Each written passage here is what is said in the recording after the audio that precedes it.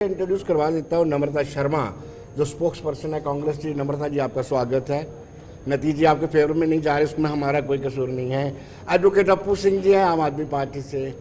सुरजीत सिंह मनास बड़े खुश हैं, चेहरे की रौनक बता रही है कि कहीं ना कहीं नेशनल कॉन्फ्रेंस आज खुश है, और कांग्रेस भी। नम्रता जी, आप भी इनका हिस्सा है, आप भी खुश हैं। जी अमीन, अब इनसे सवाल मुझे लगता है पूछना चाहिए। बिल्कुल, अगर हम बात करेंगे जिस तरीके से आपने हमारे मेहमान जो है सियासी जमातों के तर्जमान है उनका परिचय दिया है, नम्रता सिंह जी आपसे जानना चाहेंगे सबसे पहले इस वक्त तक के जो रुझानात सामने आ रहे हैं या जिस तरीके की लीड बनी हुई है, किस तरीके से आप इस पूरी सूरत हाल को देख रही है? जी, नम्रता शर्मा है, सिंह नहीं है। बिल्कुल। चलिए नम्रता जी, आगाज आपसे करते हैं, फिर हम ऑडियंस के पास भी जाएंगे। ऑडियंस, मुझे लगता है कि अभी तो शुरुआती रुझान है, अभी आगे आगे आप देखिए होता है क्या। मुझे पूरा यकीन है कि नतीजे हमारे फेवर में होंगे और इंडिया अलायंस ही अपनी सरकार बनाएगा। अभी तो कुछ राउंड और कांग्रेस काफ़ी सीटों पे अपनी बढ़त बढ़ाएगी, और मुझे लगता है कि कुछ भी हो इंडिया अलायंस अपनी सरकार बनाएगा। बीजेपी को तो मुंह की खानी ही पड़ेगी। लेकिन नम्रता जी, इस देश की दूसरी सबसे बड़ी पार्टी कांग्रेस कहाँ पर है? समझना होगा कि हम सिर्फ 32 सीटों पे लड़ रहे थे जी, तो आपको उसके हिसाब से आंकलन करना होगा, रेशियो प्रोपोर्शनल। तो मुझे लगता सवाल है तो कि वो भी है ना कि Alliance, आपने 32 सीटों पर लड़ा जी, आप तो बढ़ा भी सकते थे नंबर, जी, क्योंकि आपकी एग्जिस्टेंस उतनी नहीं थी जम्मू कश्मीर के अंदर, इस वजह से आप कम सीटों पर लड़े हैं। हम कम सीटों पे लड़े, उसके हिसाब से प्रोपोर्शनेटली मुझे अभी भी यकीन है कि हम 15 से ज्यादा सीटें लेंगे।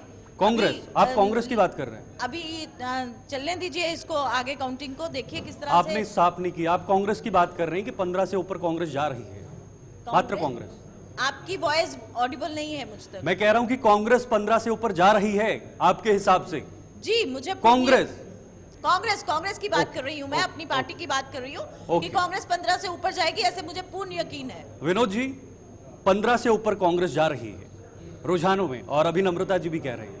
नम्रता जी को आत्मविश्वास है, कॉन्फिडेंस है, और अभी रुझान आ रहे हैं, ट्रेंड आ रहे हैं। एक भी सीट का result election commission of India ने जारी नहीं किया, अनाउंस नहीं किया। आधिकारिक तौर पर कोई इसकी पुष्टि नहीं है किस सीट से जीते हैं। मनाज साहब, आपने ऐसा सोचा था? आपके उमर अब्दुल्ला, जो फॉर्मर यूनियन मिनिस्टर भी रहे हैं, फॉर्मर चीफ मिनिस्टर भी रहे हैं, उन्होंने तो ये कहा दिया था मैं चुनाव नहीं लड़ूंगा, फिर एक के बजाय 2 सीटों पे चुनाव। इतना आत्मविश्वास, इतना अच्छा परफॉर्मेंस, वो कैसे संभव हो पाया? मना साहब, देखिए विनोद जी, जो रिजल्ट आए हैं आपके सामने हैं, 52 सीट्स पे हम लड़े और लगभग 40 में आगे चल रहे हैं।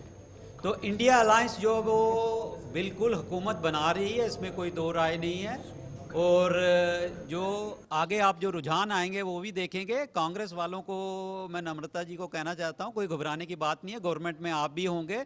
15 लाएं आप, 20 लाएं, जितनी भी सीटें आप लाएंगे आप गवर्नमेंट में हैं। ये इंडिया अलायंस की जीत है। और जो लोग ये चाहते थे कि उमर अब्दुल्ला साहब डर गए हैं, इलेक्शन नहीं लड़ना चाहते हैं, उन्होंने 2 सीटों पे दिखा दिया है कि इलेक्शन कैसे लड़ा जाता है और कैसा जीता जाता है। और बहुत बुरी तरह से बीजेपी को पटकनी दी गई है, और बीजेपी को जो है आईना दिखा दिया गया है कि बीजेपी कहाँ पे खड़ी है। और बीजेपी की जो पॉलिसीज हैं, जो कश्मीर के अगेंस्ट पॉलिसी हैं, जो ये नया कश्मीर बताते थे, वो नया कश्मीर जो है अब वो इंडिया अलायंस जो है और एनसी की गवर्नमेंट वो बताएगी कि नया कश्मीर क्या है। बीजेपी का नया कश्मीर नहीं है। यहाँ पे इन्होंने 19 कैंडिडेट खड़े किए थे कश्मीर में, वो बिल्कुल हार गए हैं और 0 पे आ गए हैं ये वहां पे, और इनकी जमानतें बुरी तरह जब्त हो गई हैं और बुरा हाल है इनका।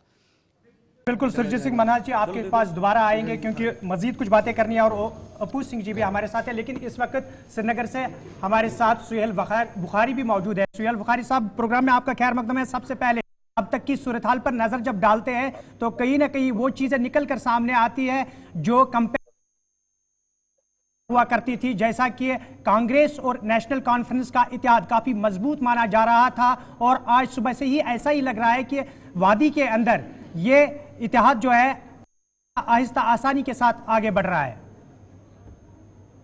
जी हाँ, बिल्कुल सही कहा आपने, क्योंकि जब हम ये बोल रहे थे कि इंडिया अलायंस काफी मजबूती के साथ आगे बढ़ रहा है, तो ये हवा की बात नहीं थी, बल्कि हम ग्राउंड पे थे, लोगों से मिल रहे थे, और जो नब्ज हम टटोल रहे थे ग्राउंड पे आवाम की, ये बात वहां से उठ के आ रही थी।